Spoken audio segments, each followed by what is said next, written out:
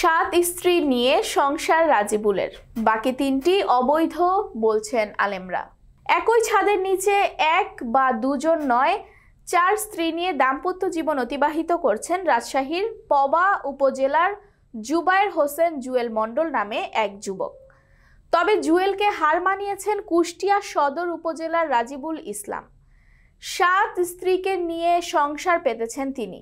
রাজিবুলের দাবি তারা সুখে আছেন, তবে তার বাকি তিন স্ত্রীকে শরীয়তের দৃষ্টিতে অবৈধ বলছেন আলেমরা। রাজিবুলের ভাষ্যমতে মায়ের মানত পূরণ করতেই 7টি বিয়ে করেছেন তিনি। তার এ 7 বিয়ে এলাকায় ব্যাপক চাঞ্চল্যের সৃষ্টি হয়েছে। রাজিবুল ইসলাম কুষ্টিয়া সদর উপজেলার পাটিকাবাড়ি ইউনিয়নের পাটিকাবাড়ি গ্রামের মিয়াপাড়ার আয়নাল মণ্ডলের ছেলে। তিনি 15 বছর লিবিয়ায় ছিলেন। 2 বছর আগে দেশে আসেন। লিবিয়ায় থাকার সময় 1999 সালে প্রথম বিবাহ করেন। এরপর একে একে বিয়ে করেন আরও 6 জনকে।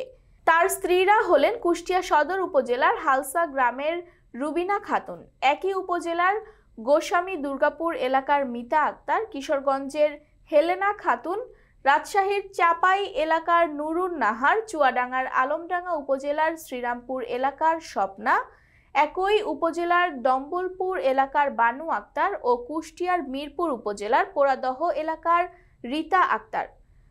রাজিবুল ইসলামের সঙ্গে কথা বলে জানা যায় তিনি তার বাবা মায়ের একমাত্র ছেলে। জন্মের পর তার একটা সমস্যা ছিল, সেজন্য তার মা মানত করেছিলেন ছেলে বেঁচে থাকলে তাকে 7টি বিয়ে দেবেন।